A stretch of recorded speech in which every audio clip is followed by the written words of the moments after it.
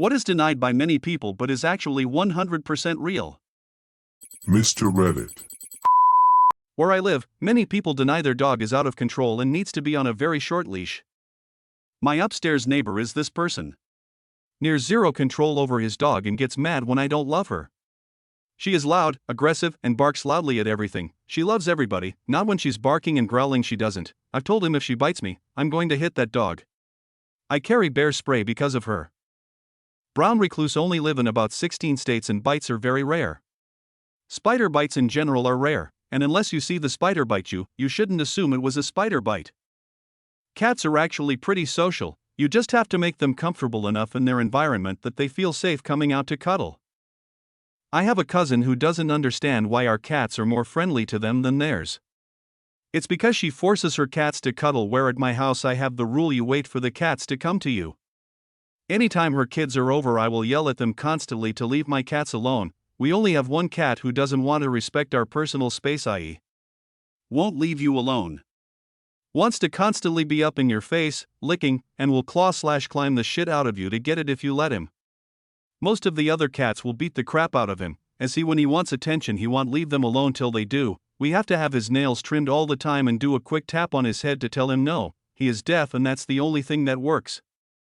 She doesn't like him because he wants constant cuddles but doesn't understand that's what she chases and forces her cats to do all the time. Meanwhile I also have one dog who wants her space and likes to be alone and another who doesn't understand people's personal space. Rocks aren't hard until you touch them, only then do they stiffen up. Because they don't like being touched. Obviously quantum superposition. Like Schrödinger's cat. Most people believe Schrödinger did the cat thought experiment to prove that the cat could be dead and not dead all at once. In actuality, he used it as an example of how absurd quantum theory can get. LOL. There is a genetic lottery. A lot of people have hit that genetic lottery. It's a real thing.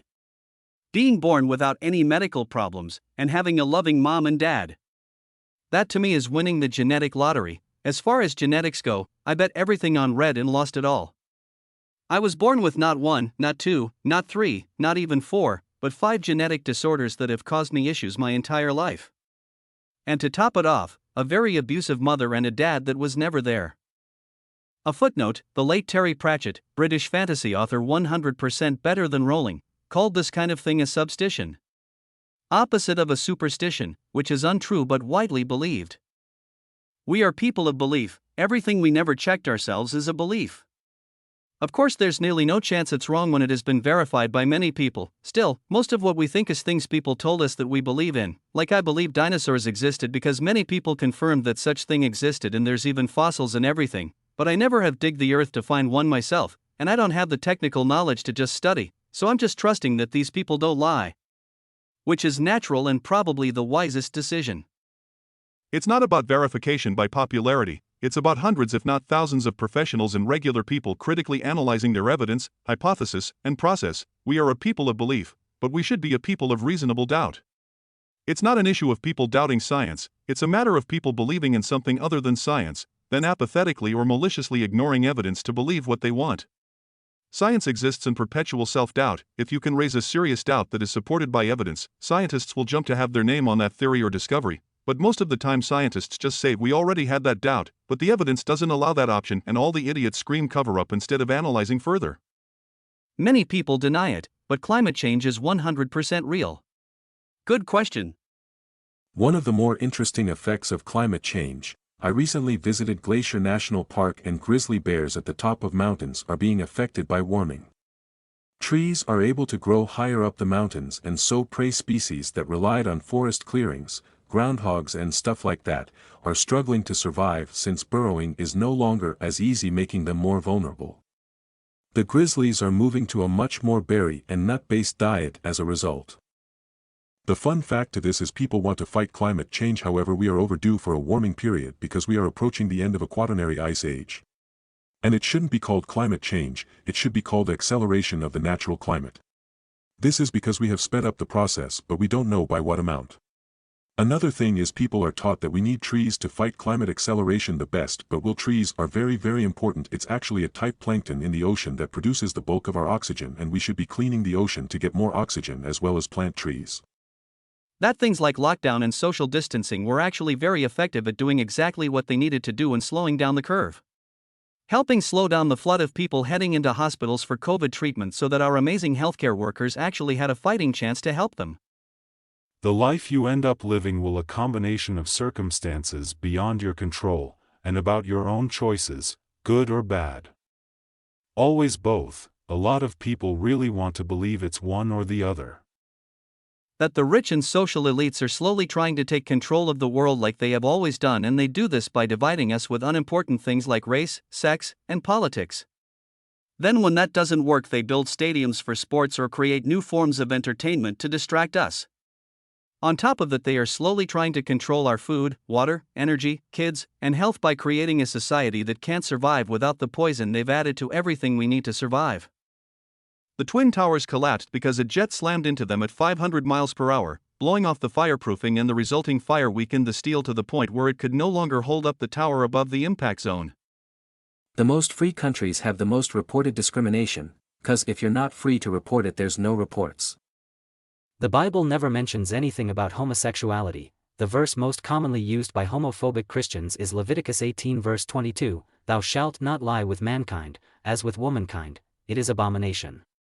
What this phrase is actually referring to is cheating, incest, and pedophilia. Back then, the words man and mankind were used to refer to all of humanity, both adults and children. And we still use those words in that sense today. Womankind strictly referred to women. So, "You shall not lay with mankind as with womankind" is roughly translated to, "You shall not lay children or other people, that aren't your spouse, as you do with a woman." The word homosexuality wasn't even added to the Bible until 1946 as a justification for homophobia under the guise of good Christianity.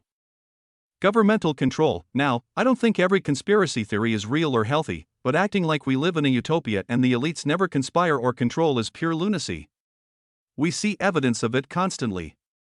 People just don't want to wake up to the fact the world isn't built from rainbows and candy. So, they give away their power and freedom and do exactly as they're told, like good little lambs on the way to slaughter.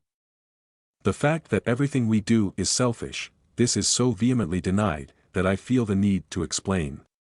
Again, you see, the human brain is a risk and reward system. It only allows you to risk resources on things that could provide it a reward. Generally it's simple things: eat, sleep, sex. Those are lizard brain things. And the risks can be anything from time to energy to money, but even the higher functions work in this way. I give money to charity sounds altruistic, but why do you really do it?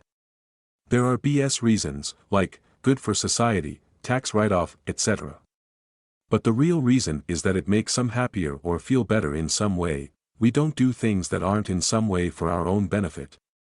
It's not possible. Even if the reason is, I have the satisfaction that I did it, it's still there. That's not to say that our action can't have side effects that make others happy. I bought my friend lunch, made friend happy. But also made you happy because you like making your friend happy. It's all selfish all the way down. Now this is not a bad thing, nor is it a good thing. It's just an unchangeable fact of human existence.